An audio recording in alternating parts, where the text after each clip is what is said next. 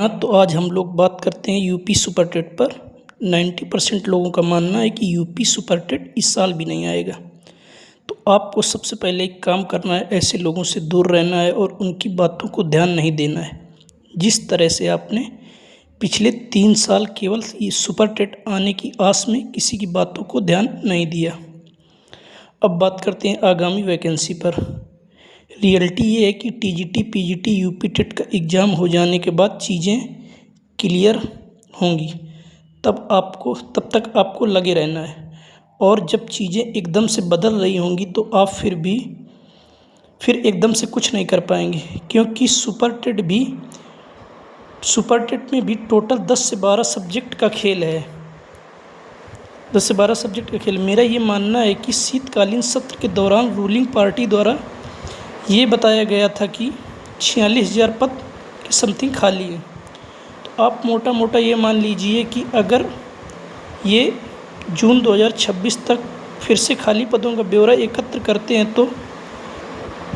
तो समथिंग 10 से 15,000 पद और बढ़ सकते हैं। कुल मिलाकर मोटा मोटा ये कह सकते हैं कि 60,000 के समथिंग खाली पदों की संख्या हो जाएगी।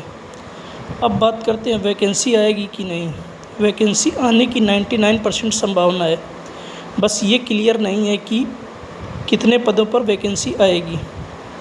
मेरा ये मानना है कि अगर 46,000 पद के आधार पर वैकेंसी आएगी तो 30 से 32,000 खाली पदों की संख्या होगी।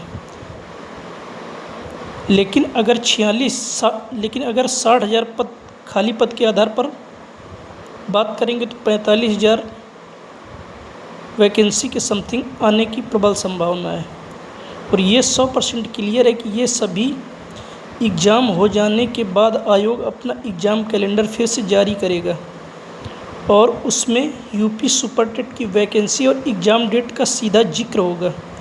फिर आप एकदम से चीज़ों पर फोकस नहीं कर पाएंगे और ये मौका भी आपके हाथ से निकल जाएगा। तो मेरे भाई, बिल्कुल सही समय है आपके लिए केवल और केवल सुपर टेट पर फोकस करने का। अपना ख्याल रखिए और लोगों का भी ख्याल रखिए। धन्यवाद।